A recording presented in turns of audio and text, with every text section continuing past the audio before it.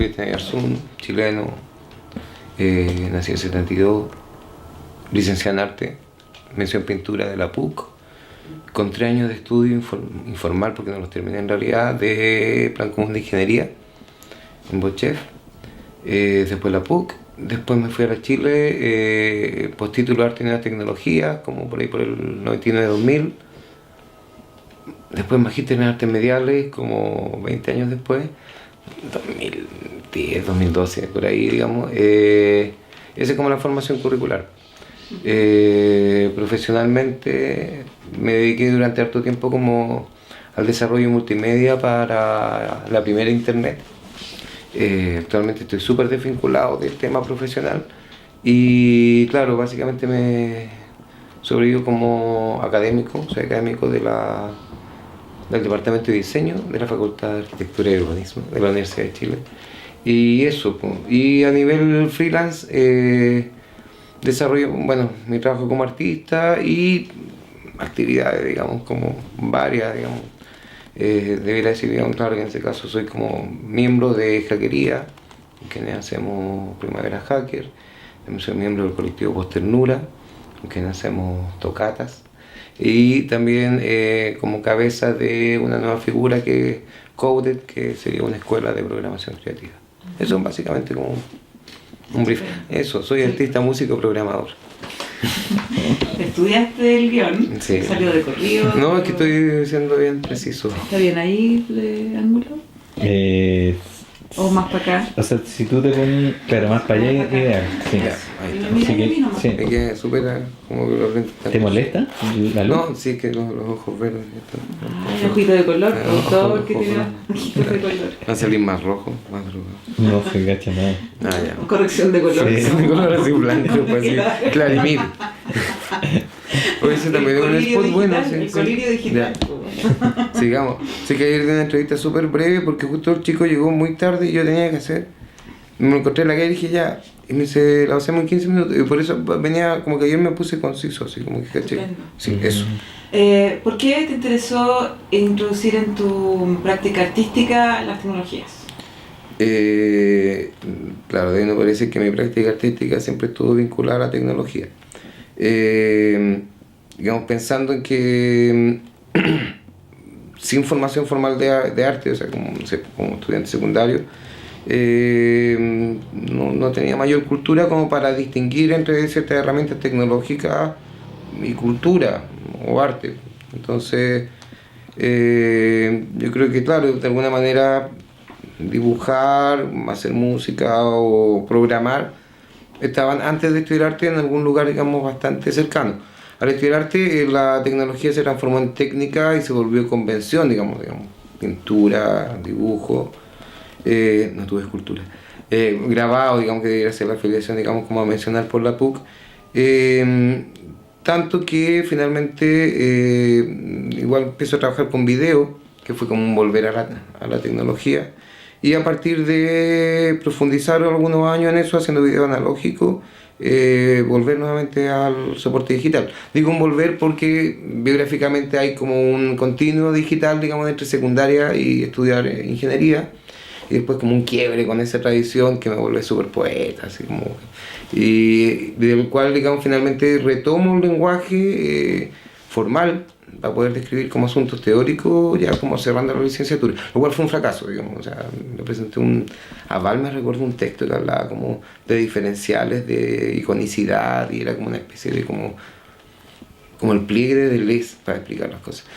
Nada, finalmente eso tampoco fue mi trabajo académico, pero en el fondo fue hacia esa época, que en el fondo son pocos años en realidad, donde igual el uso de computadores también estaba al lado. Como yo venía con la experiencia de programar ya con computadores estaba, digamos, bastante cerca. Eso. Y Hay un tema ahí, sí, para señalar que lo explicitaba harto en ese entonces, creo que ahora igual tiene sentido, ¿no? Que era también darle un carácter político a lo que hacía. Supongo que cuando pintaba y hablaba de intimidad también lo decía desde un contexto político, y lo mismo fue haciendo después con trabajos objetuales de escuela. Pero me parece que la materialidad de la internet en particular, implícitamente de la programación, era la materialidad más contingente, en el sentido de que precisamente no había sido diseñada en ningún caso para artistas.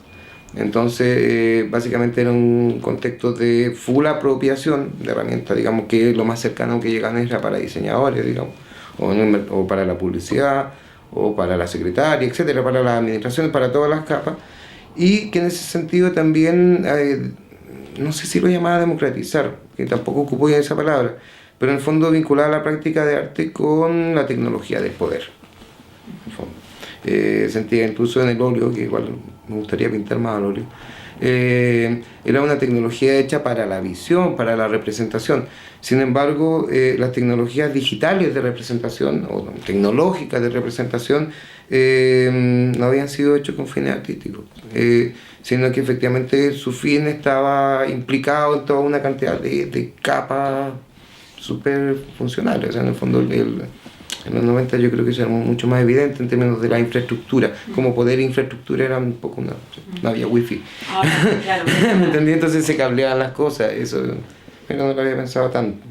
Pero ahora la televisión y el computador en general tampoco era hecho con fines artísticos, también. No, por supuesto. Una apropiación, Por supuesto. la radio, lo que se Bueno, hizo, ahí está, digamos, cine, en mi caso, digamos, foto. más que nada, claro, la fotografía yo creo que sí tiene fines de representación. Ahora sí está claro que pasando la televisión o la radio ya se transforma en media y es otro tipo de tema. No sé, pues, la tradición vendría tal vez del videoarte en mi caso. ¿Cachai? Y en algún momento tú comentabas de ese cambio que tuviste, como primero empezaste haciendo video, ¿no? Sí, sí. Y luego viste la necesidad de recuperar quizás esas destrezas que habías desarrollado en la programación, Sí, mira, también que te da ingeniería. Describir un poquito. sí, lo que pasó ahí es súper concreto. Para hacer video mi herramienta era un trípode y el resto lo pedía prestado. Conseguía el aparato. Y editaba sin editora. Digamos, editaba a partir de cuadernos, digamos, con storyboard o no sé, líneas de tiempo. Y esa era mi manera de producir video. Multicanal, además. Que era bien interesante toda la procesualidad implicada en sincronizar pantalla, etc. Con la imprecisión implícita, digamos, en el VHS. Y cuando se da la opción técnica en ese último tiempo también empecé a desarrollar un trabajo que era como multimedia, entendido en los 90 como CD-ROM, ¿cierto? Una pieza como para ser distribuida en ese contexto. Y primeras aproximaciones también a interacciones en HTML, web. Se da la opción, bueno, pero de todas maneras la materialidad del video, el trabajo en ese sentido era mucho más pregnante para mí todavía. De ahí, digamos, obtenía como subrecursos para la otra obra. Pero se da la opción de editar digitalmente. Y me cargó. O sea, un trabajo así súper relamido, así horrible, así como calzando todo. Ocupé por primera vez un overlay, digamos, una cosa que uno puede hacer, pero en el fondo todo el tema de transiciones para mí era glitchazo, textura, etc. Y eso fue así como un clic. Y por una parte, bueno, dejé el video, así no tiene sentido, para eso programaba iframes y así una cuestión interactiva. O sea, encontré que tenía muy poco sentido o muy poca dignidad operacional estar sentado en una mesa de edición, pudiendo estar programando. Digamos, o sea, si vamos a ocupar un computador, ¿entendí? Y además que eso me permitió acercarme un poco más como a la lógica de edición que yo hacía en un cuaderno. ¿Cachai? Entonces que en el fondo es traspasar, digamos, el sketch visual a un sketch, un script, por decirlo así, de sketch script.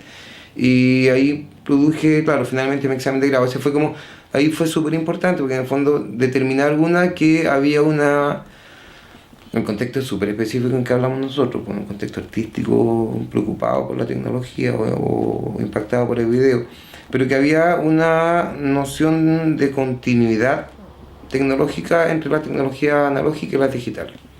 Entonces decía como naturalmente hago video y naturalmente hago video en computador, naturalmente escribo, naturalmente hago, etc. Naturalmente fotografío, todo. Y eso no, ¿cachai? No,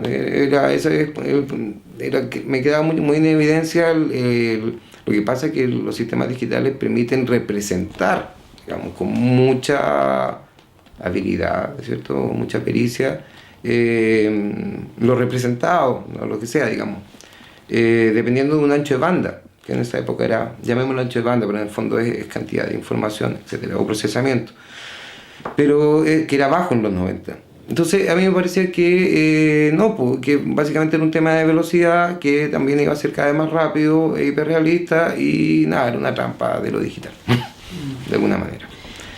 Y eso implicaba romper cierta tradición. Al final lo digital sí rompía una tradición y de alguna manera sí instauraba también otro paradigma.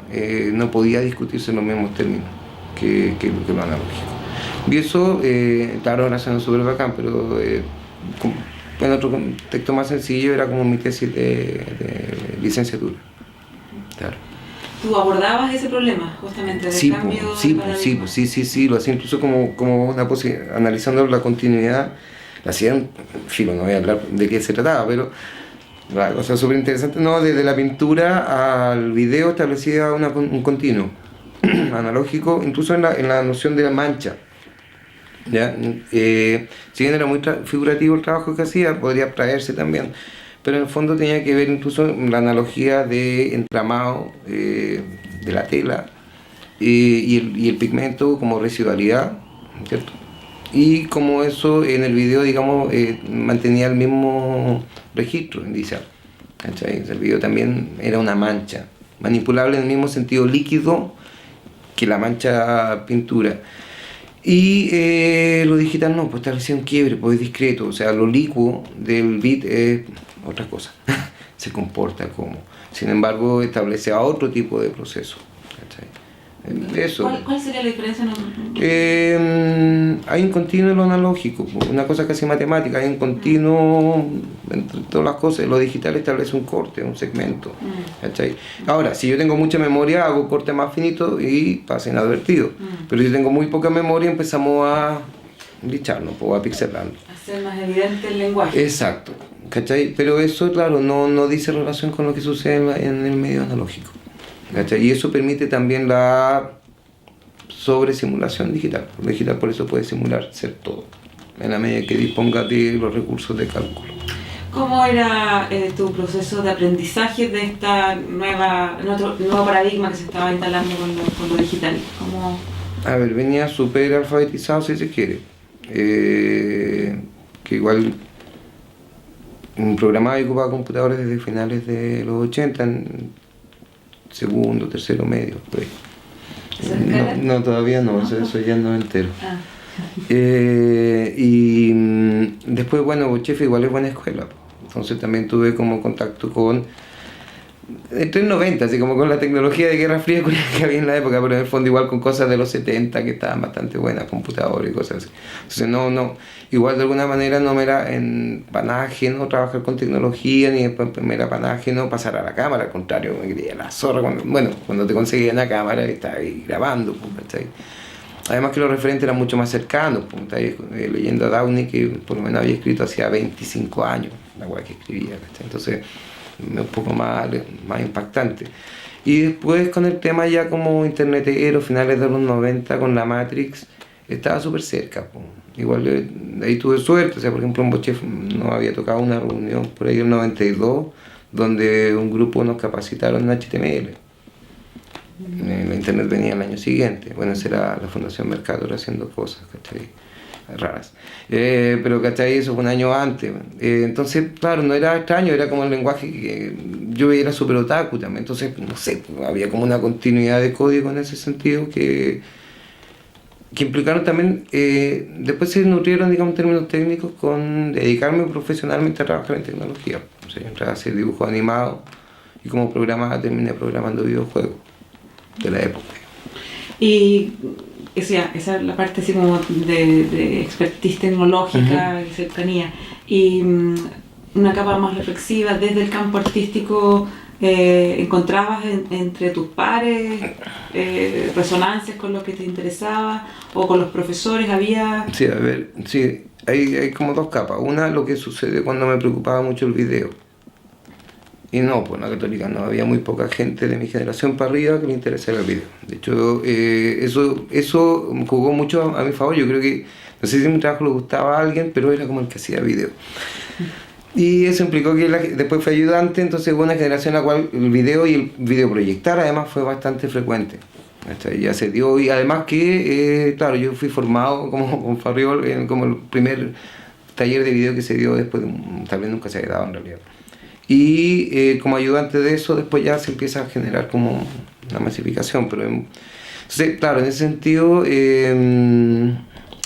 la reflexión viene, espérate, tú me preguntaste respecto a la reflexión ya más conceptual que se da ahí y paría.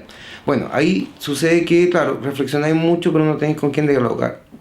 Y afortunadamente en 98, por ahí 97, a partir de una bienal, se hace un diplomado en imagen digital y estética del video. O imagen de video y estética digital. No, imagen del video, etc.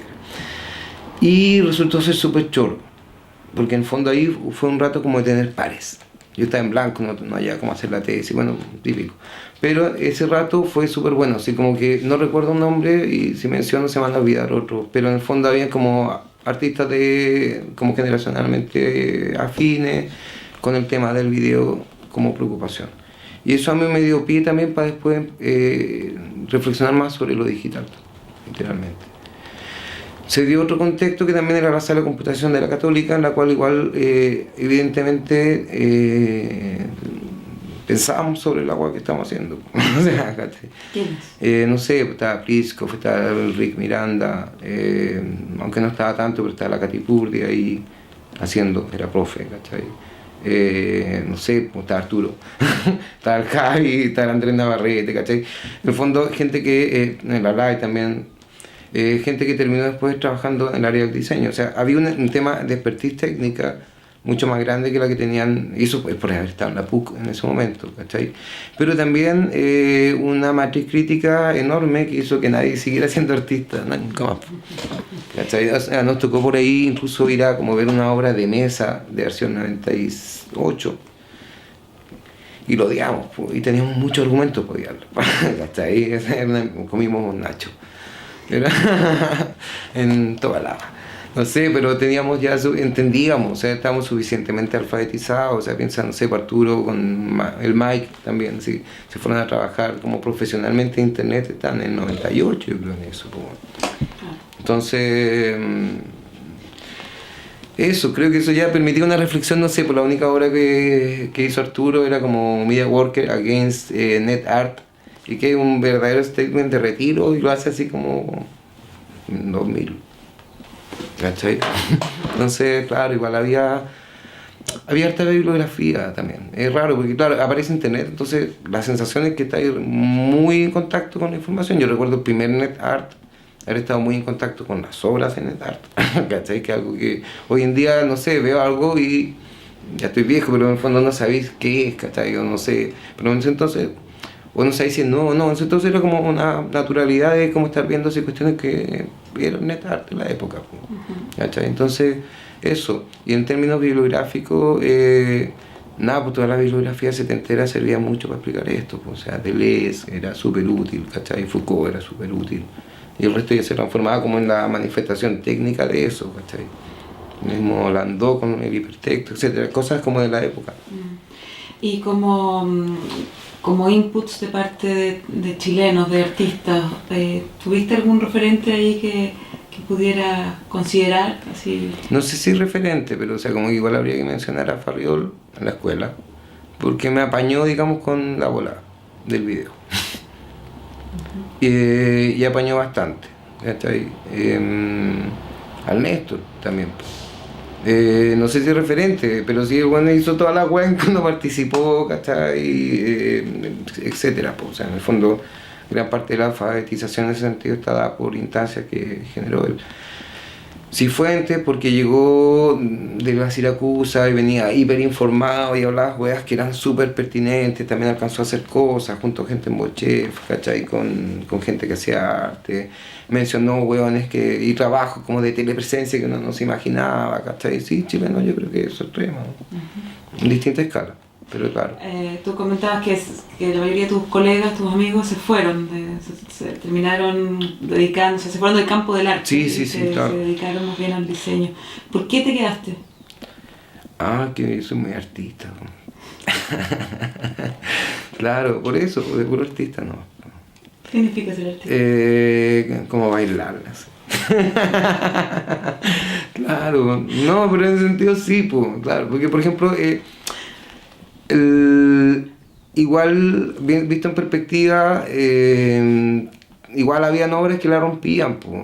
Hay una cuestión que es agradable, o sea, en el 99 me acuerdo siempre hablo de nuevo, la instalación que tiene una dimensión buena, el retraso en el museo. Espérate, te voy a pedir ahí una cosa. Ah, sí, modulación. Modulación, después sí. la Marisa nos va a matar en Sí, la perdón. transcripción, ¿ya? Eso. De nuevo. Volver. Estamos en que bailar. Y iba cierto como impacto que pueden tener las obras que estaba produciendo en ese momento. Claro, yo por ejemplo cuando estaba video instalando sentía que movilizaba caleta de energía en el sentido de como conseguir monitores iguales, etcétera, así como espacializarlo, este tema. Y si bien nunca he sido muy amigo de videoproyectar, por ejemplo, claro, en el 99 la instalación que estaba haciendo en la Bienal tenía unas dimensiones y llamémoslo un aura vertiginosa, entonces sí, pues, estar produciendo ya después de 2 años una pieza en internet que está conectando espacio físico con otro, sí, pues súper estimulante, ¿cachai? O sea, los eventos que se dieron también, que no sabía que eran los 15 minutos, pues eso fue un boom, ¿cachai? O sea, fue tener pega y dejar de tener pega. Pero creo que también permitieron posicionar intereses también ahí, ¿cachai?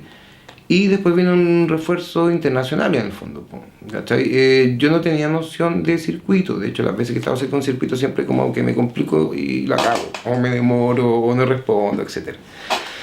Sin embargo, como en el post-net art, así como 2000 a 2004, sucedió que, claro, el simplemente publicar y mantener un trabajo activo en internet producía consecuencias de circulación. Claro. Nómbrame algunos de los lugares que para ti fueron clave en la activación, en ser tú un agente activo de este circuito. A ver, no sé, siempre me acuerdo como una cuestión que se llama Garage Festival, así, no sé qué, pero era como en Alemania, y era un festival online. Los festivales online de esa época para mí fueron como la posibilidad de agendar obras y publicar, y en el fondo también acceder a públicos de festivales que había otra cosa que se llama como The House of Tomorrow, que era en Australia, no recuerdo la ciudad, pero que ahí curaron una obra mía que yo encuentro que está bastante buena, que se llama Whip Home, del 2001, debe ser esa, claro. Y la cacharon perfecto y la incluyeron en la curatoría allá, ponte tú. Y eso implicó un montón de visitas. Sobre todo que eran obras interesantes igual para el momento, ¿cachai? Yo creo que igual en ese entonces me interesaba bastante hacerme cargo de la implicancia como práctica de la obra, ¿cachai? El NAMP, por ejemplo, que también era como una base de datos que trabajaba con salud mental de los visitantes a la obra, también justo circuló en un pequeño festival en Bélgica. Igual había un circuito activo, o sea, todavía se ocupaba mail, la gente te escribía, ¿cachai? Más o menos había una agenda de festivales que uno podía cachar. Eso yo creo, por ejemplo, el OFF, que es un festival de diseño, si lo entendiéramos desde la lógica chilena, que era al principio del año 2000, yo participé en el 2002 con un videojuego, algo extra artístico, pero sí me implicó ganar un premio, ir para allá y impactarme culturalmente, ¿cachai? Por ejemplo, ahí apareció la figura de Barcelona y el MECAT con un posible polo también, eso surgió por lo menos, mira, eso como en el 2002, por ahí. Vino Joaquín Sauter el 2002 aquí también en Chile. Y la entrevista con Sauter fue bacán, esa wea, fue súper bacán, súper estimulante. Habían puros chicos de la Chile y yo, de la PUC, así como que aunque ya, y nada, pues, como que, qué wea, así te aquí, y yo violita ahí. Y de repente, cacho, así como, y claro, pues manejaba un buen nivel de trabajo, pues. Sauter quedó súper, quedamos los dos, pues se cuenta mostrando weas bacanes, y yo le mostré, mira, ustedes son estas weas que estaban bacanes. Y eso también fue súper bueno sentir como la posibilidad de contemporaneidad. Porque, de hecho, mi tesis de licenciatura se llama Retraso. que es súper fatal en ese sentido, así como nada, lo que estoy haciéndome cargo de esto a 40 años de distancia. Creo que sin embargo esa sensación por lo menos la viví en ese tiempo. O sea, dando cuenta que te estás preocupando, Internet lo permitió también, o sea, desarrollar cosas que no solo están a un nivel internacional, sino que están preocupándose de globalidades, ¿cachai? Y también en un nivel, que es un aspecto estético nomás, pero un nivel de presentación que permite también que circule en paridad con piezas que son hechas por otros autores. Entonces eso también va generando como un eco, insisto, eso yo después me vine a dar cuenta como 2004 cuando me escribe Constantini, el Arcángel, y ahí dije, como que soy alguien, ¿cachai? Así como un don nadie, de nadie a don nadie, porque en el fondo se encuadraba y se encuadró en el fondo, porque yo creo que la otra escena viene, digamos, como con 10 años de diferencia, una mini escena del net art, ¿cachai? Como etiqueta genérica latinoamericana. ¿Un post-NetArt al 2004? Yo creo, porque el NetArt es noventero, o sea, claro. Pensemos, digamos, que y después del 2000 ya aparecen otras tecnologías, o sea, aparece Flash, eso ya cambia el paradigma, ¿cachai? Pero bueno, y ahí eso también fue agradable, porque hasta el día de hoy también tiene como elípticas que vuelven, ¿cachai? En el caso de Gustavo Romano, porque con Romano nos conocimos en 98, yo no mencioné eso, pero eso fue importante, la primera pasantía en 98 a Bariloche, eso fue súper bueno, porque ahí estaba, ponte tú, no me acuerdo, Navas de México, estaba Romano, un poco mayor que yo, bueno, súper clever, otros tipos que no recuerdo el nombre, pero gente que hacía glitch, ¿cachai? Volaba así como artistas de muy buen nivel. Yo creo que yo estaba justo así como en el límite de los charchas. No tan charcha, sí, era más charcha, pero como que en el fondo tenía lo que trato de decir es que igual lo bueno es que teníamos había una capacidad de dialogar con ellos todavía, o sea, pero había un peligro de desaparecer ya como en otra estética, ¿cachai? Sí, el 98 fue eso también como un primer como incentivo, así como decir, ya, y además nutrirse de... Mira, lo voy a interrumpir ahí. En el fondo, esa gente se nutrió de dispositivos de montaje, sobre todo, ¿La creo. de Sao Paulo? Sí, creo que esa, sí. La que fui con la ley. La que todo el mundo fue. Y claro, para mí en ese momento lo que creo que significó esto fue terminologías, fue palabras, fue vocabulario. Ahí estaba Gerardo Suter, ponte tú, en el 98. Y Suter era un artistazo, pues. Entonces, clase, pues. ¿Cachai? Cosas de ese tipo. Ver a Navas hablando de un retrato 3D, de una simulación de un suicidio, con speech de Foucault, y el buen pelado igual que Foucault, así como... ¿Cachai? Romano haciendo los retratos 3D que hablaban por el chat y eran bots. Entonces, claro, pues Bariloche fue un primer impacto. Después, como te digo, estaba el ladrillo... haberme acercado, como haber visto un poco el contexto europeo sin el prejuicio arte y diseño, y posteriormente la invitación de Constantino en 2004 a Centro Más Media, porque ahí también implicó como relaciones que igual se mantienen hasta hoy. Sí, probablemente eras el único artista chileno que estaba en esos circuitos. Sí. Es que éramos como pocos, o sea, no sé, pues era como de Argentina, no sé, Romano, de Uruguay, era como una selección, pues, de Uruguay, Brian, ¿cachai? De Colombia estaba Santiago Ortiz, ¿cachai? No me acuerdo dónde, bueno, pero en fin, o sea, como que salvo de México que habían como 20, ¿cachai? Ahora esa vez fue impactante precisamente por permitirme apreciar por primera vez la noción de escena, porque eso yo no lo logré cachar en Barcelona, digamos, yo era como muy forastero, digo, no entendía una escena ahí. Sin embargo, en México sí, eran como panas, así como una primera aparición que uno podría decir hoy día de posternura en el fondo. Vínculo entre personas, haciendo activamente su trabajo y gestionando espacios para la presentación de esto. Entonces eso, claro, fue súper ilustrativo, ¿sabes? Claro.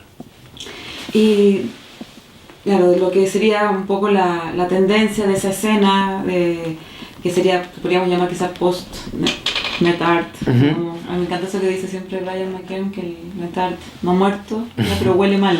Claro, Pero huele raro, huele raro. dice Turning Back to Web with JavaScript. O sea, yo creo que hay, claro, no ha muerto, pues sí, en este momento la web, pues, personalmente creo que yo estoy tratando de cerrar un montón de cosas para concentrarme ahora de nuevo en webizar la producción.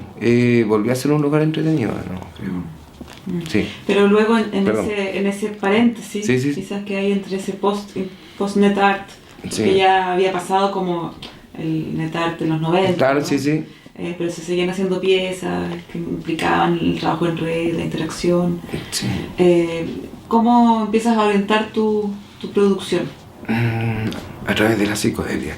Claro, una manera en que se impacta, efectivamente, viéndolo así como didáctico. En México esa primera vez, pareciera que uno viaja, pero son pocos días, lo que pasa es que uno lo aprovecha bien. Vi ardilla y urracas. Y aparte de eso, y chapulines. Me tocó performar en vivo las imágenes que yo producía. Eso no me había pasado acá. Había visto performance en vivo en Barcelona, con proyección, ¿cierto? Producía piezas que eran interactivas y producían sonido, música, pero nunca lo había presentado en un contexto así. Y ahí me tocó como utilizar, yo solía mencionar entonces como máquinas de dibujo, como me recuerdo que en el celular tenía las máquinas de dibujo, y por ahí tengo guardado todavía como, no se me olvide que estos son máquinas de dibujo. Y en ese sentido me tocó operar estas máquinas de dibujo. Y eso implicó que en adelante empecé a performar obras. Y eso no sucedía de la misma manera. No sé, me pelotaba en los videos de escuela y eso también era performarlo, pero es distinto en este otro lugar, digamos, como instrumental. Y eso me plantea, digamos, directamente como distintas capas de producción, como una seria y otra que recoge esos excedentes y los performa de alguna manera. Entonces ahí viene Pan Perspective, que ¿Qué tiene, consistía Pan Perspective? eran ejercicios de representación tridimensional a partir de grilla, como descubrir la perspectiva por el movimiento de paneo. Es como descubrir que la profundidad destapándose un ojo a mucha velocidad, en el fondo eso es. Y claro, pero en el fondo eran una sumatoria de ejercicios visuales. Yo ya venía dando forma a mi trabajo un poco como ciertos hitos y laboratorios, por decirlo así. Una cantidad de producción técnico y visual que tal vez no tiene un discurso tan denso o que está adscrita a otro sistema de producción, por decirlo, a otra producción.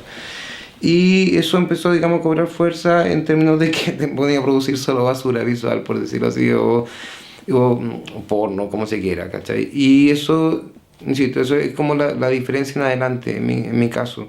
Creo que también eso va a determinar empezar a vincularse con el contexto de los músicos, de la música electrónica. En una primera instancia chocó con los VJ porque era como había unos textos que se hablaba del VJ y yo odiaba esa figura porque y ahí es como que eso hace de nuevo es como una determinación que no había hecho antes, pero por ejemplo cuando que fue como reforzar la noción de que yo programaba mi propio software. Ese es el punto Sí. fundamental, Sí. que tiene que ir. Claro, sí, porque O sea, ¿en qué momento, ojalá que me lo digas así como para que quede súper Ya. claro en el video, así, en qué momento te das cuenta que utilizar el software, saber simplemente los códigos que están implícitos no basta? Bueno, claro, eso está en la parábola de la edición de texto.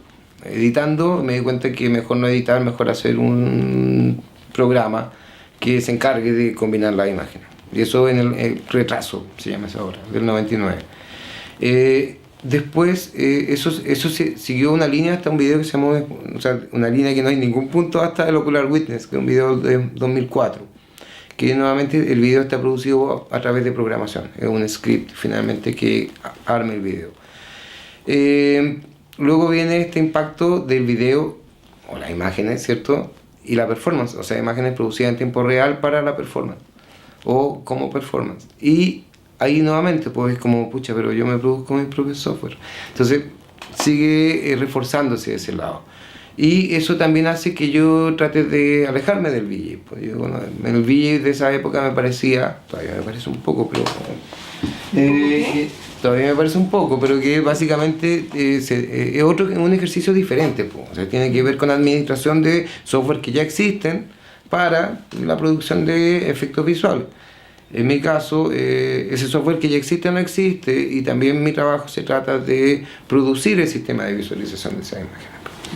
Y claro, pues en eso, por lo menos 2004-2005, yo me acuerdo que trato de diferenciarme de la cultura del VJ y, paradójicamente, una contradicción de la cultura de la electrónica. Entonces empiezo a hacer el voodoo child con guitarra y parecerse más como a no sé qué. Algo que nunca le pude poner etiqueta, y ya como retrospectivamente poder decirle cyberpunk, ¿sí? Pero en el fondo ahí hay como una resistencia de ese lado. Y por el otro lado me va a implicar en dos etapas. Tener que dejar las herramientas con las cuales producía.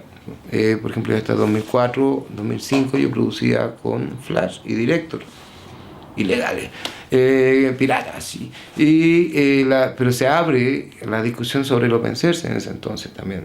Bueno, en realidad en 2005 los colectivos, pero empieza a hablarse.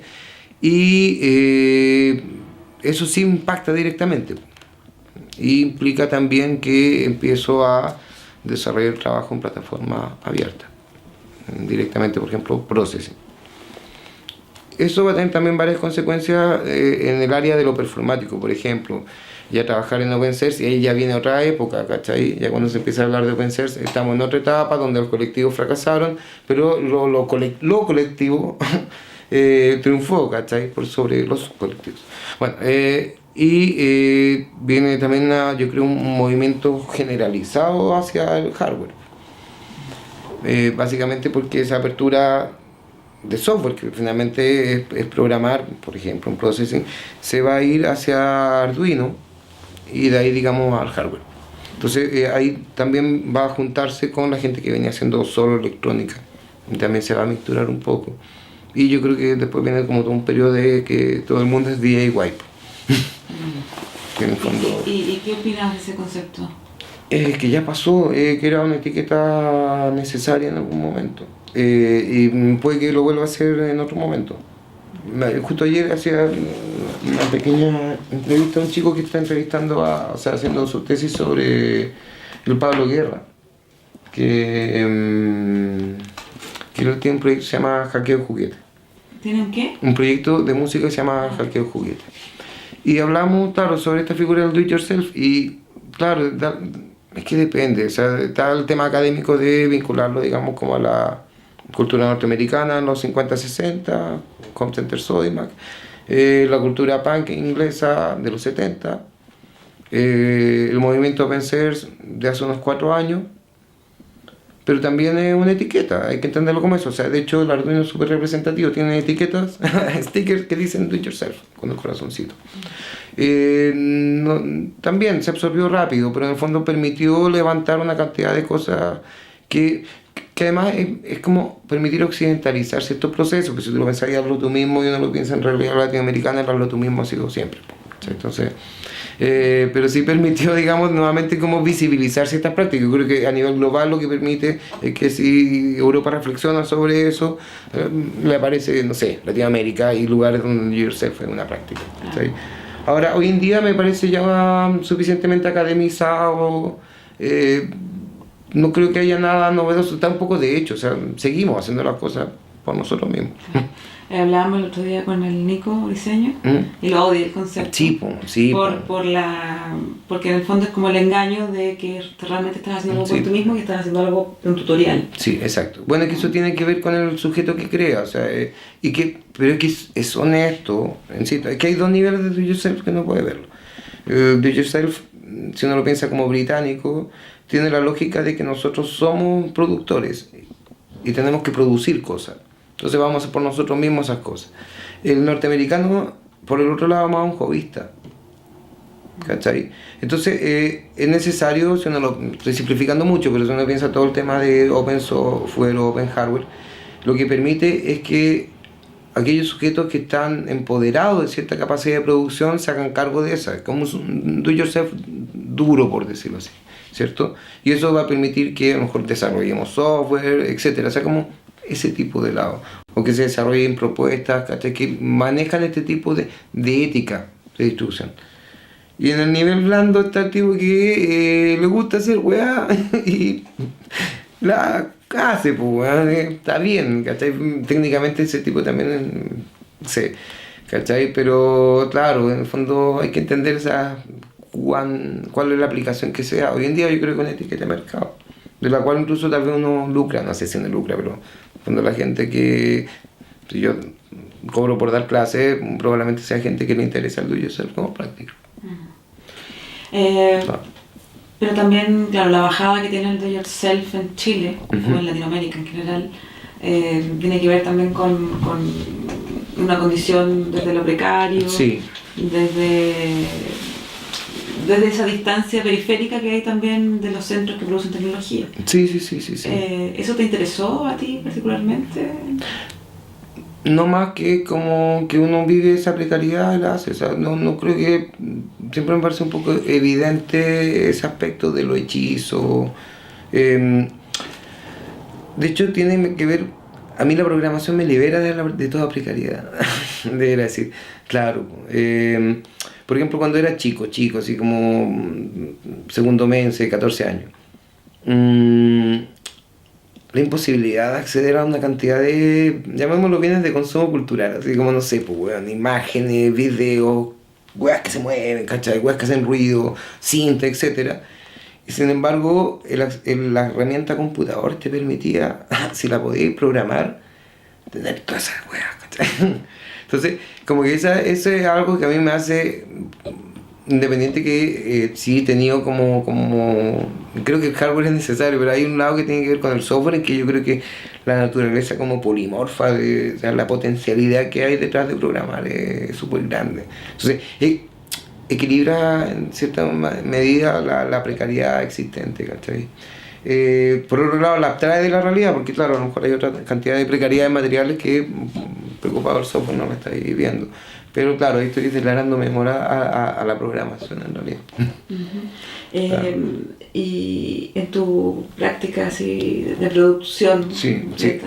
Sí, ahí voy a retomar, sí, porque en el fondo el tema de la precariedad, no sé, para ilustrar, no sé, durante la escuela igual es un trabajo que era como con palos que me encontraba cerca de mi casa y llevaba a la escuela. Y pensaba, digamos, como, en preocupación no me entera como el eriazo, ¿cachai? Y los trabajos parecen un poco arte pobre, y cuando ingresé al computador empecé a trabajarlo para tramar imágenes a un bit, que eran las más precarias, etc. Entonces, siempre digamos que de ahí había algo. Después empieza a aparecer cuando me pregunto por algo que no sé si es precario, no lo definiría por precario, pero que tiene que ver con la artesanía. Y eso es una pregunta que empieza a aparecer de manera como intermitente cada cierto tiempo, ¿cachai? Que en el fondo es como ciertas prácticas digitales que después también pasan a la electrónica. De alguna manera remiten o refieren a prácticas artesanales, ¿cachai? Y eso me lo he preguntado varias veces. No sé si lo he profundizado, parece que siempre pasa algo y me doy la vuelta antes. Pero claro, ahí hay un tema que cuando vuelvo a hacérmelo con no sé, distintos momentos, pero supongamos hace unos 4 o 3 años, no sé cuándo fue el aparecido. Ahí también tiene que ver con el acceder a materiales, entre comillas, no nobles, los tamborcitos o los materiales que ocupo cuando instalo, digamos que son materiales de instalación, pero claro, como eléctrica domiciliaria, etc. Creo que en ese sentido, claro, cuando instalo tal vez es más visible esa relación con los materiales. Pero insisto, no sé si necesariamente es como... Pero igual es pobre, no sé, me entendí, el tamborcito era como... No, yo encuentro que es más un viraje mínimo, pero que se hace cargo de cierta precariedad material. También eso tiene que ver con el contexto en que uno produce, o sea, creo que no...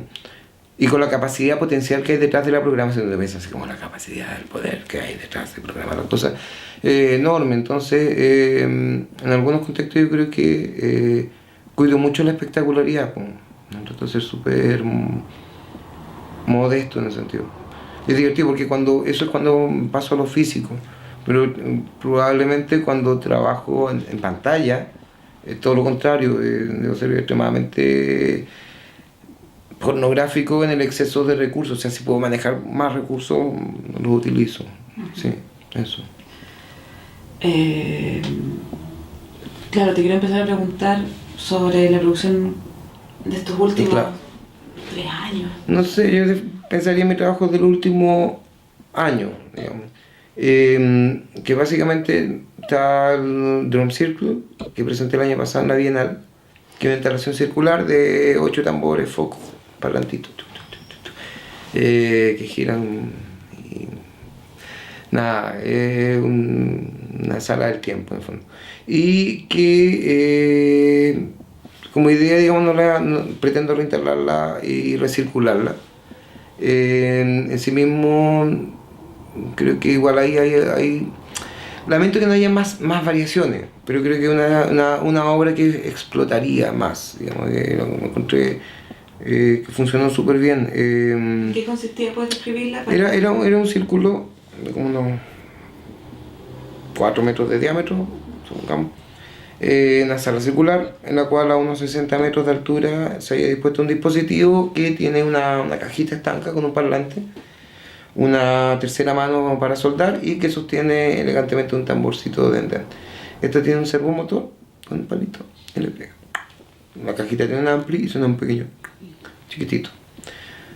Además, esta caja recibe la señal de dar un golpe o de dar un flashazo. Abajo tiene un foco LED y hay 8 de estos módulos distribuidos en círculo. Entonces hay 2 flujos, un flujo de tamborcito y un flujo de luces que van distribuyéndose así como circularmente por la sala. Eso básicamente es un reloj. Es como constatar la ausencia de variables físicas al interior de un museo también. Pero claro, creo que como definición, habiendo presupuestos ahora, podría remontarse en un montón de situaciones geométricas. O sea, Drum Circle permite un drum line, drum square, drum, etcétera, ¿cachai? Drum triangle. Pero eso, creo que en el fondo ahí hay algo que todavía no está suficiente. O sea, una obra, y eso lo pensé hace poco, pero en el fondo que se presenta 2 semanas en la Bienal no es nada, o sea, no la ha visto nadie. Bacán, sí, los amigos. ¿Cachai? Entonces creo que en eso, como tomando un poco más la lógica que tenía como 2004, creo que claro, eso ya es una obra que en el fondo lo que le corresponde ahora es poder circular y ver si circula, a lo mejor también pasa, pero creo que es bien sólida. En el fondo esta también viene a culminar una cantidad de obras que antes que sobre todo exploraron en la materialidad, pero de manera mucho más afectada. O sea, como no sé, lo que pasaba en el Aparecido, en el Mitch, que era como todo era como así, de los palos, los videos y la hueá rota, ¿cachai? En cambio acá hay una depuración formal que por otro lado dice mucho con la relación que hay de programación detrás de esa obra, una programación súper sencilla. Ya está muy pensada en que sea una obra extremadamente sencilla, ¿cachai? ¿Cuáles serían los conceptos que esa obra condensa, Pati? Condensación, no sé, era como circularidad, te voy a repetir la tarea, como circularidad, el tiempo, había un tema también de traducción, entonces como de la señal, el uso, pero eso digamos en teoría, pero la obra en realidad lo que hace es una obra que trabaja como con la percepción del espacio y del tiempo, no hay referencia fija, entonces perdí un poco las nociones. Creo que es una obra bastante formal en ese sentido. También es autorreferente, un reloj. Entonces, en términos de la pregunta por la tecnología, también está eso. O sea, también entender el computador como un gran reloj que proyecta, es el mismo reloj que sigue agenciando, digamos, los procesos, ¿cachai? Eso básicamente, me gusta eso. Y por otra parte tiene este guiño, digamos, como de no ambientalidad. La obra es site specific, pero no depende en absoluto del lugar, depende de que pase el tiempo. Entonces, también eso me agrada mucho de esa obra. Establece también súper icónica. No suma la cantidad de objetos que están ahí, responde bastante bien como a otros intentos como de, no sé cómo llamarlo, aditivismo objetual. eso. La gente la disfrutaba. Yo o sea, supongo, entraba y sí, le gustaba hacerse fotos. Sí, de hecho eso lo iba a decir, yo creo que es una interacción súper selfie, así como que de haber sido más vivo, así como mándame tu selfie acá, y de haber visto un montón de selfies, sí, yo encuentro elegante igual, pero es putona, así que sí. Claro, porque era en términos, claro, no hay una narrativa detrás. Claro, no. Pero generaba una experiencia. Sí, y la experiencia tiene que ver con el presente. Sí, en el sentido de ser lo que tiene de potente en realidad la obra, experiencialmente, más allá del tema discursivo, ¿cachai? Pero lo que sucede es que siempre hay un golpe y no lográis tener mucha noción de dónde está, siempre el golpe está ocurriendo donde estás tú. Entonces la obra es súper una aquí y una ahora heavy. No podéis diferenciarte. ¿Y tú piensas en los espectadores cuando estás haciendo una obra? O sea, ¿en qué es lo que le puede pasar? ¿Cómo la va a comprender? No. Creo que la única vez que lo hice es que sometí a proceso de diseño el diseño de la máscara, pero porque era un dispositivo, digamos, pensado como un instrumento con reglas de diseño. Pero no, a veces pienso que les va a dar epilepsia, pero siempre pienso eso y a veces pienso que debiera poner un warning, así una advertencia, pero eso es lo que cuando pienso en los espectadores siempre pienso, pucha, ese alguien me da epilepsia, pero eso, bueno, pero ahí que es donde no podría vincular, digamos, ese trabajo con lo que estoy también trabajando visualmente el último rato. Claro, el correlato, lo que viene después, bueno, hablé caleta del Drum Circle. Pero en el fondo esa es la obra como de 2014 como más sólida. Igual porque de las piezas que se presentaron en la Bienal probablemente era de las que más tuvo visitas. ¿No? Sí, yo creo que era una buena obra. Era interesante igual sí, era... O sea, en términos curatoriales ahí, que hay muchas obras como se salían del tema, sí, todo lo que quiera. Pero era como, claro, las obras que llamaban la atención. Sí. La de Daniel y la tuya. Sí, pues sí. Una cuadrada de la otra. Que tiene que ver con la espacialidad, sí, que tiene que ver también con el tiempo. Bueno, también tiene que ver con la situación, digamos, que se puso, pero sí, o sea, yo creo que por eso le digo, o sea, siendo como de 2015, 14, digamos, suena como muy lejos. No, 2015 es ahora, en el fondo. Perdón, 2015 fue la Bienal. Claro, queda ponerla circular e idealmente, digamos, por un tema presupuestario, una postura a fondo, así que no existe ese presupuesto, pero claro, es una obra que permitiría su consumo como obra de arte, por sobre lo medial, entiéndase, digamos, como lo veía como más el proceso, la experimentación que el objeto o que el proyecto acabado. Voy a otro lado, voy a cómo simplemente, incluso en su misma manera de presentarse el espacio, es posible de reproducirse un montón de veces, a diferencia de otras obras tal vez. ¿Cachai? La obra también está mucho mejor enunciada técnicamente y objetualmente. Eso. Y lo otro que estoy haciendo, que en realidad lo que estoy trabajando este año, 2016, y ahora estoy enchufándome, un proyecto que se llama Side Dreams, y que básicamente termina en una performance audiovisual de live coding, donde hay programación en tiempo real. O sea, básicamente está nuevamente todo programado, tanto los visuales, interactivo también, y reactivo el sonido, y la música, que en este caso me implicó técnicamente meterme en cosas que no había trabajado antes. Eso ha sido súper refrescante. Me ha implicado trabajar con, no sé, tiene sentido mencionarlo, pero GLSL, que son shaders, que me han permitido, digamos, como redescubrir la gráfica digital. Siento que es algo en que estoy siempre haciendo lo mismo, ¿cachai? Por eso también me parece estimulante que aparezca, digamos, no aparezca una tecnología más vieja, pero haber pasado por ese lado. Y por otro lado, en términos de la musicalidad, sonoridad, también estoy trabajando ahora con Super Collider, que también tiene una dificultad técnica bastante alta, pero también lo estoy tomando como, en el fondo, como lo he hecho en otros momentos, pero con más claridad respecto a que un proyecto como implica un montón de aprendizajes técnicos también, ¿cierto? Terminando o consumándose, insisto, cada cierto tiempo en una performance que ya va como unos 20 minutos, yo creo que va a tener, ¿no? Pues ya lo he presentado como unas 5 veces, igual que como unas 2 o 3 presentaciones más que se van a dar en el año. Y bueno, yo suelo, digamos, como necesitar de esta experiencia en vivo para poder, digamos, ir refinando el proyecto.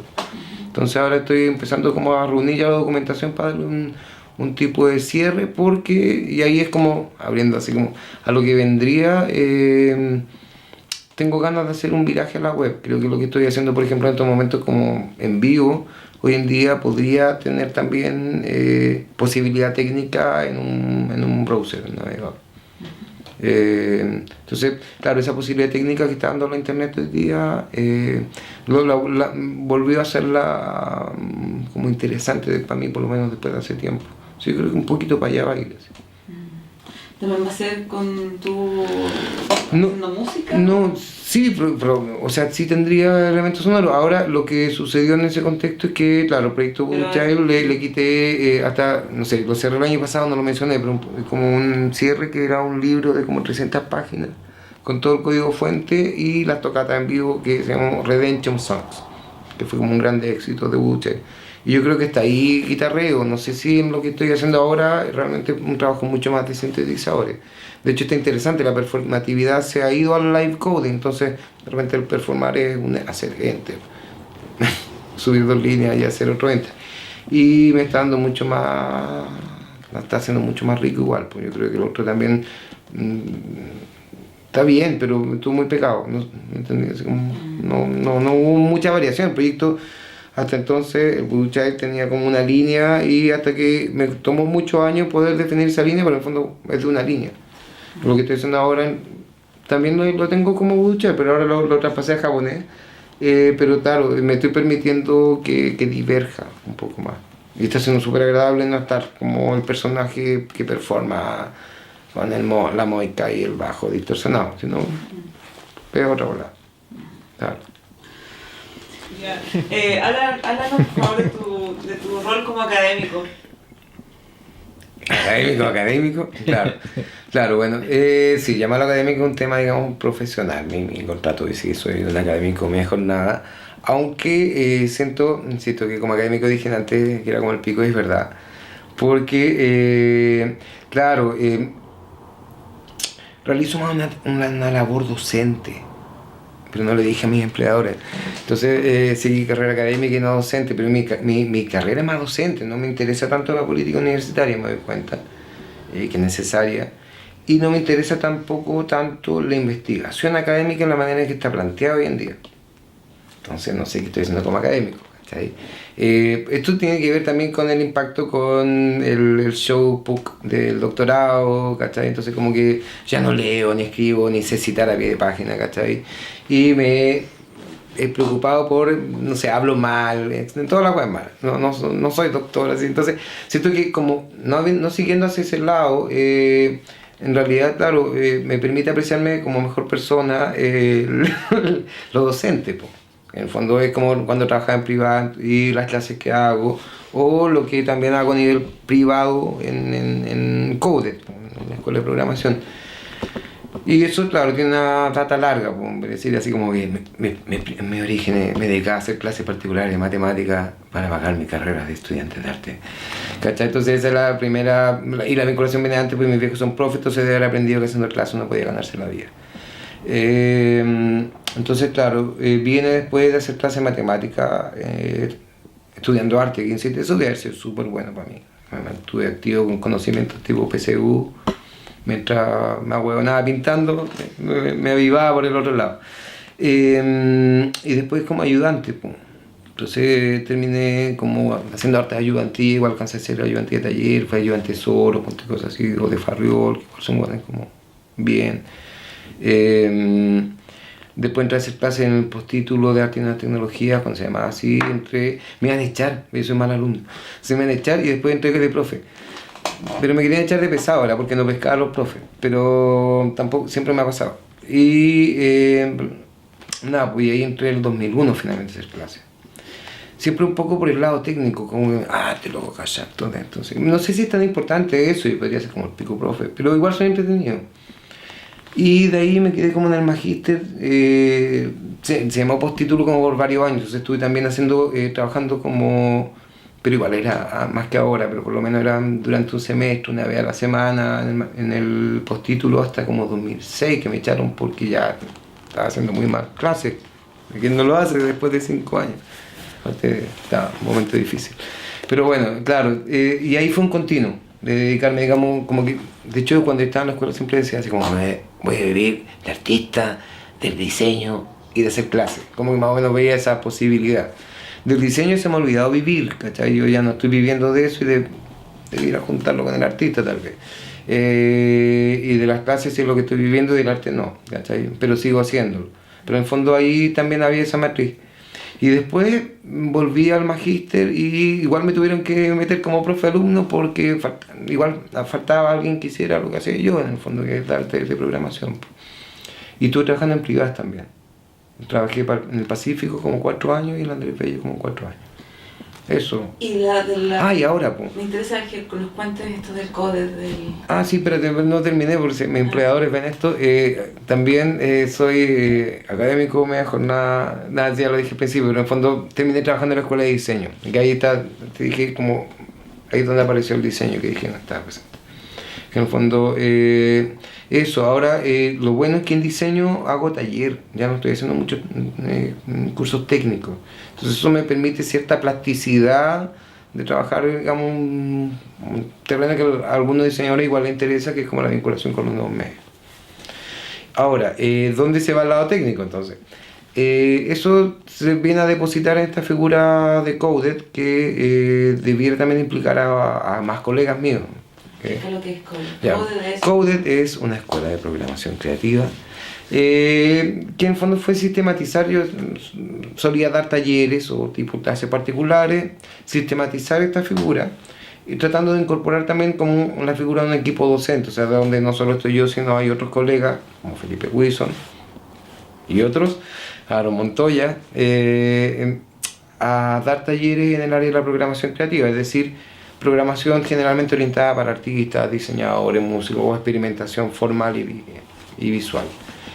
Y nada, pues este año comenzamos, ahí estamos como partner de una gente que se llama Fábrica de Medios y hemos partido dando algunos talleres pagos, otros gratuitos. La gente se inscribe muy bien en los gratuitos, intuimos que vamos a tener que seguir haciendo los gratuitos mejor, porque entre ganarse 30 lucas, o sea, igual 30 lucas sirven, pero es mejor el feedback que se genera con taller gratuito, con más gente, y tenemos que verlo. El tema es que no logra ser sustentable por ninguna parte.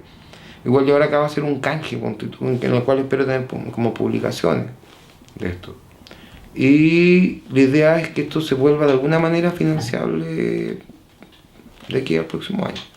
O sea, en el fondo, lo que estamos viendo, y digo estamos, pero un eufemismo soy yo, todavía viendo, es que igual se podría generar un sistema de financiamiento en el cual alguien pague porque uno de talleres de programación, haciendo algunas bajadas, ¿cachai? Es solo un tema en estos momentos como semántico a resolver. ¿Y hay más interés que antes, que años atrás en la programación?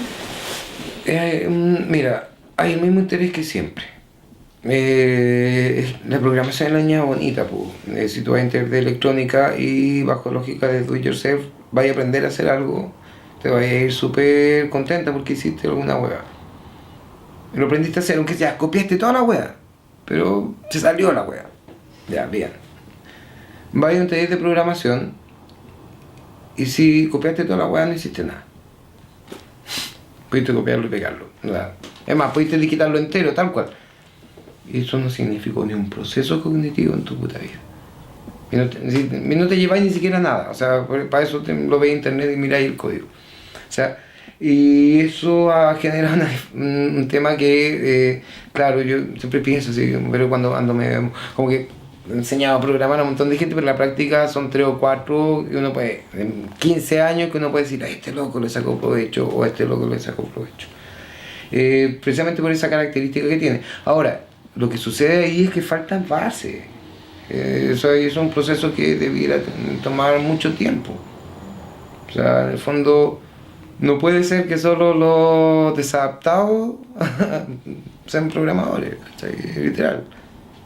O sea, o el tipo que es ingeniero pero le gusta el arte, entonces ya, bacán, ¿cachai?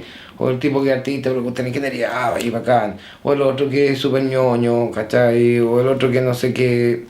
En estos momentos igual la programación se trata de excepciones. Es más, si lo pienso digamos como comercialmente en términos de escuela, lo que habría que apuntar es eso. Se trata de excepciones que no son más precisamente porque hay temas de pisos entre medio que no suceden, ¿cachai? Pero yo creo que mucha gente desea siempre programar, no mucha en este contexto, pero programar es súper valorado, ¿cachai? Eso.